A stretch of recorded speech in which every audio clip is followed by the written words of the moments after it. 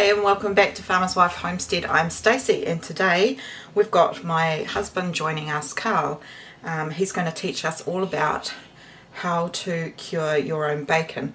Now this is a piece of wild pork belly and we've been curing it and documented it because some of you wanted to know how to make your own. Thanks for joining us and I hope you enjoy it. Okay, so this is a piece, now he's already been curing this, but I am going to just show you the method again.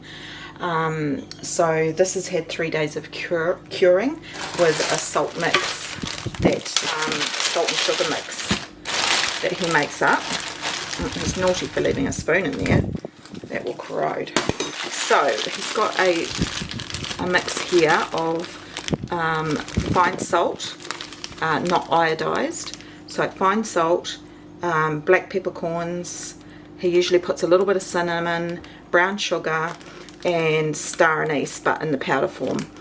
Gives it a really nice flavour. I personally, next time we get some pork, I want to try doing a maple bacon, but I'll have to ask for a piece of bacon to do it. But yeah, if you want a less salty bacon, use coarser salt, like a rock salt, as long as it's not iodized, and that way the bacon won't take up so much salt. You do soak it and you do wash it, but yeah, we don't mind a little bit of bacon being on the saltier side, so it's very much a trial and error thing as well. Okay, so here's he said this is a Canadian piece, and you're basically just going to rub your bacon, any sort of cuts you want to get right down into that meat. See the split there? You want to get it in and work it everywhere.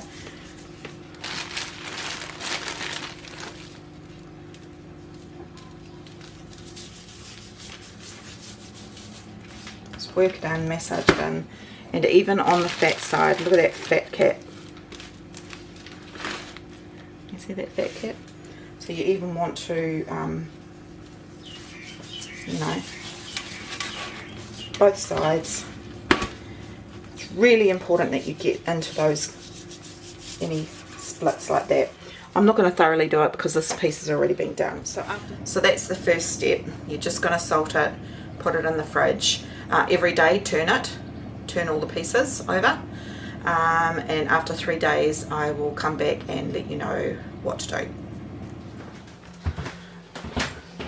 Okay, so the next stage of curing the bacon is to, what are we going to do, Karl? Husband's actually going to be showing us through this, and he's the one that does it.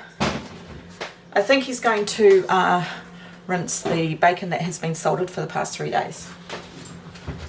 That's right, my darling wife. So what have you done with this meat? These pieces of meat? This meat has been in a dry salt brine for 6 days. Yep. And it's now ready for rinsing. Okay. And then soaking in cold, clean water. Yep. To reduce some of the salt levels from the meat. And is there anything that you're looking for to know that it's ready for that stage? Well, the dry salt will go through the meat 1 inch per day. Oh, okay. This has been in there for 6 days, so it'll be fully salted. Yep.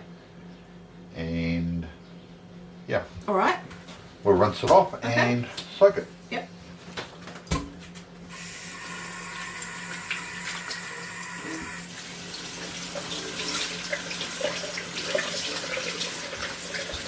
Clearly see the peppercorns that we used in the... Yeah, and also always make sure that all your surfaces have been thoroughly cleaned down beforehand, obviously. So how long will you soak it for? It'll soak in the water for an hour to 2 hours. Yep.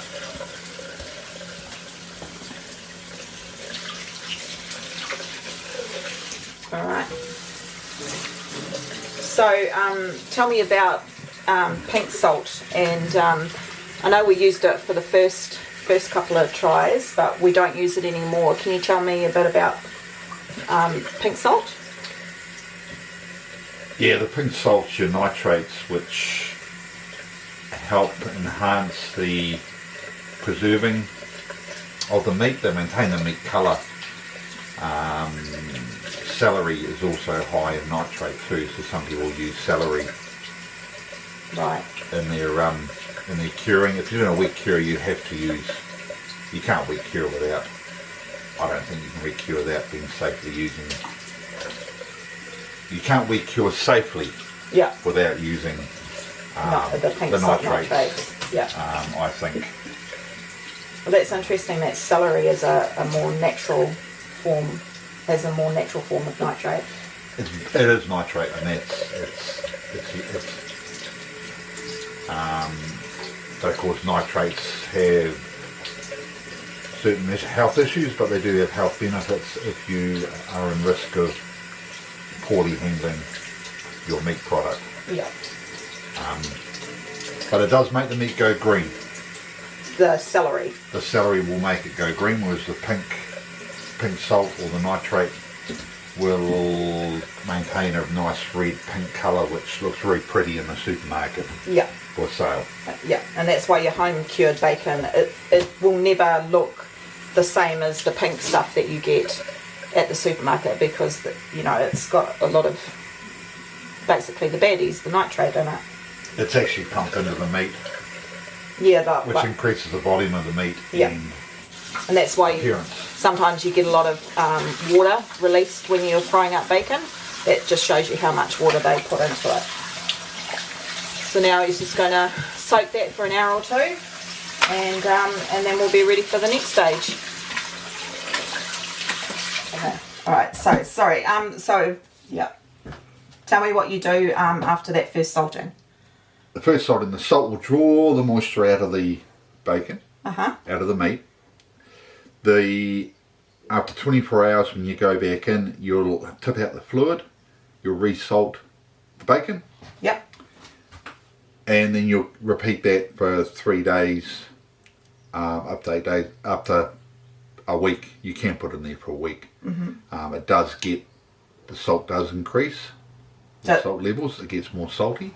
Okay. But the soaking will pull a lot of that salt back out, but the meat is cured. That surplus salt will be removed. So what you're saying is it's really important to make sure that the bacon's not sitting in just all the salty water. So, pull that water off once or twice if you have to a day in between your saltings and your soakings. Is that right? Yes, sometimes the fluid builds up that much. I will do it twice a day, but normally once a day.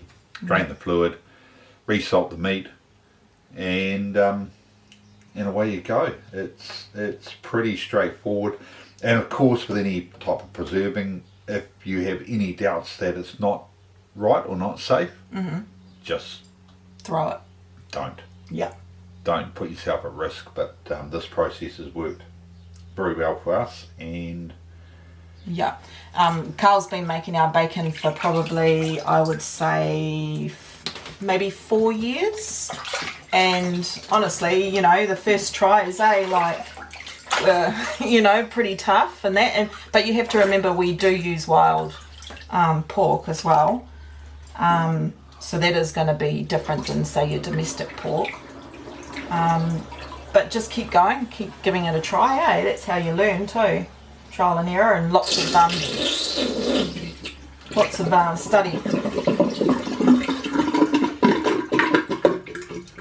Thank you, Sink. I thought it was your tummy because you haven't had dinner. Yeah, start with small pieces, smallish amounts, and once you're confident, have a process that you believe in, then you can do larger amounts. Yeah, and you do other pieces, not just belly pieces, don't you? Yes, these are the Canadian, the back strap off the pig, off one half, and this is a part cut of the shoulder. The belly is already in the chiller, because it's thinner meat, I removed it from the salt earlier. Yeah. Yeah, that's important to know as well. Yeah. Yeah. So the next process is, as I explained earlier, we're very lucky to have a walk-in chiller. So we'll show you through the chiller. We've also got a beef hanging in there at the moment, but as you said, the bellies are already starting their drying process in the chiller. It's alright, because I can edit it. Hands are fine. No, don't do it again. Just... It's the husband. I can just be the mysterious hands. That no one Mysterious sees hands, yeah, because I'm 5'4" and he's like 6'3" or 6'4", I think. So I fit under his underarms. So yeah, it was never going to work. The both of us in the shot at the same time. Okay, it's been a couple of hours later, and that sound usually means something's going to get cut. So what's happening now? Now we're going to pull the meat out with this little rinses that comes out of that water.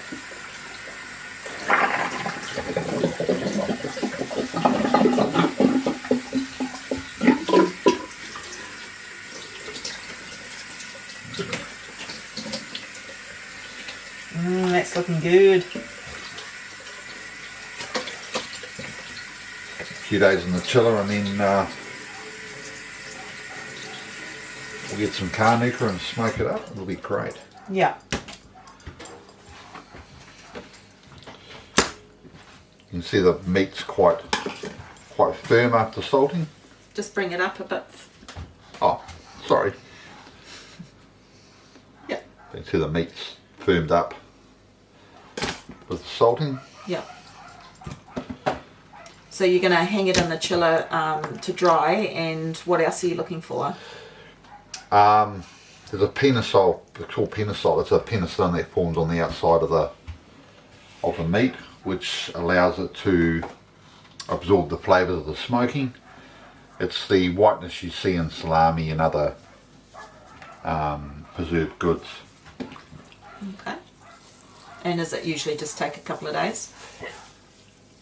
Yes, 2 to 4 days. It's normally set really well. Cool. You can actually cut the bacon now and try it if you want a green bacon, but we won't. We will continue with Smoking and...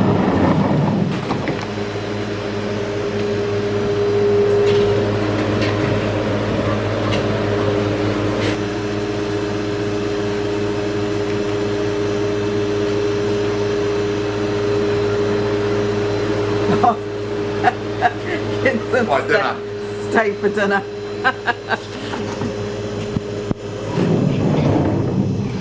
Okay, Karl. Husband. Oh, just when we turn the camera on, we getting smoked out. Right, so what are you looking for? Right, so I've set the smoker. Yep. This system here, 5 boxes here. Got a consistent fire going. The smoke is clean and not too acidic. If you get a real acidic smoke, don't smoke in it, it will taste bad. Yep. So we want a nice clean burning. We're using Karnuka here in New Zealand. Karnuka and Manuka are traditional smoking woods. And I will grab some of the bacon we prepped the other day and throw it in there. Okay.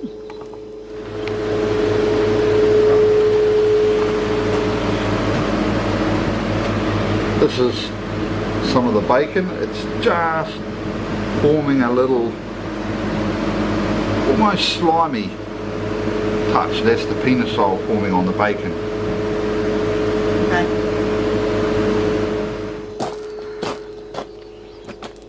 Nice piece. It's a lovely piece of meat. Perhaps in this light you can see, if I run my finger over here, you'll see it's just very hard to see on camera. Oh, okay. Yeah, I feel. Yeah. Yeah. Yeah. It's not wet slimy. It's like it's got an oil on it. Yeah, that's that's a better explanation. A grease.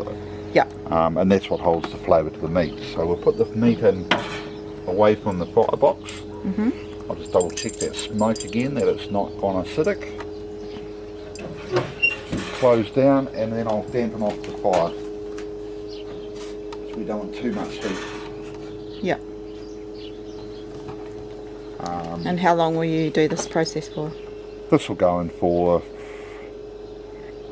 perhaps 4 hours. Okay. In this particular machine. Yep. I tend to keep my chimney vent reasonably open because it is a bigger fire. Otherwise the smoke starts sitting and cooling in there, and you get more acidic flavour. But just check your smoke. If it goes acidic, lift your firebox, get your fire going properly, and then close up. Excuse me. Then close up and carry on smoking your meat. Alright. We of course will put more bacon in here, and I'll also throw some beef on for tonight's dinner at the same time. Nice. Piece of meat that you put a rub on about half an hour ago, and the colour is so intense and so beautiful. Piece of beef. Going to smoke that for tonight's dinner. So we've got the 2 Canadian pieces there at the end where it's cooler, and then he's put in the brisket end near the wood box. And that's the wood box.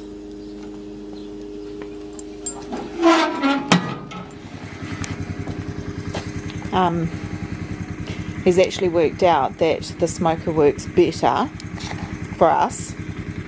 It's a Charmate that I bought at Mitre 10 last year. Look, it's still getting smoke coming out. It's sitting in the smoking range, and he just found that if he closes the door, it becomes too hot in there. So he's left it open, and that's working much better for him. Okay, we'll have a wee peek. It's been, what, 3 hours? Do you think? Yep. Bacon. Nice piece of beef. Beautiful golden colour coming in there. Yeah, it's stunning, isn't it?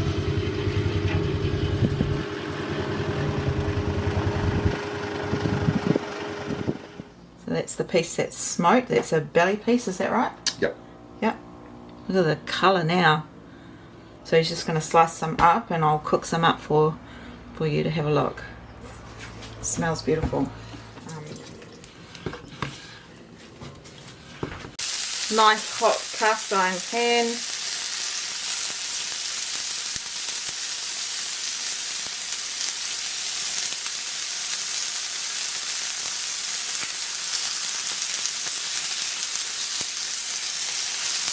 Yum.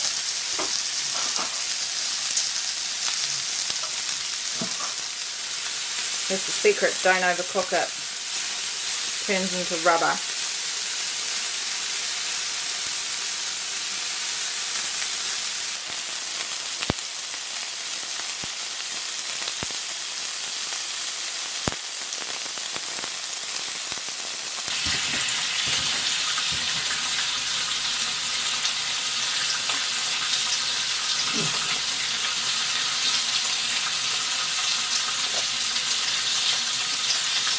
Another awesome batch, just absolutely delicious.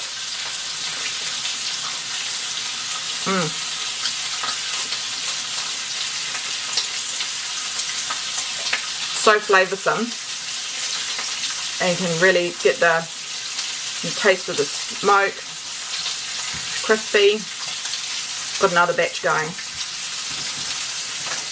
It's a few days later, and everything has.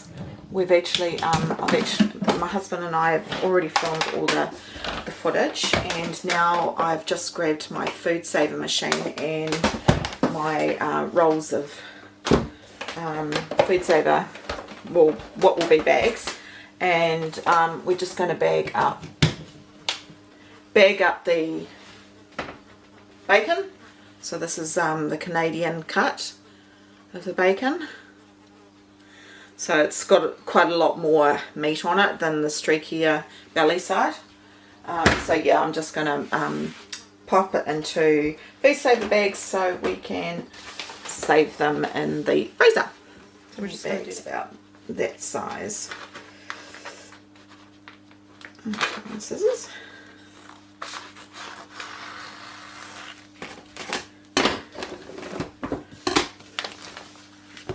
I like to double seal mine. Just feel that it gives a better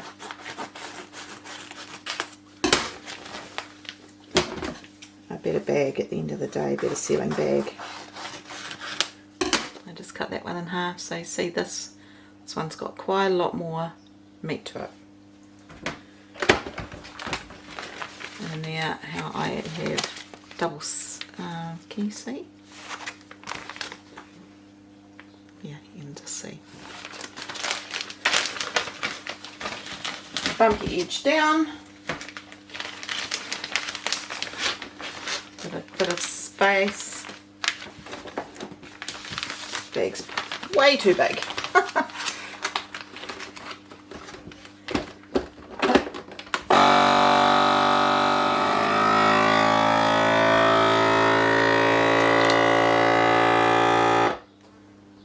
Now it's going to seal, and I will also double seal this.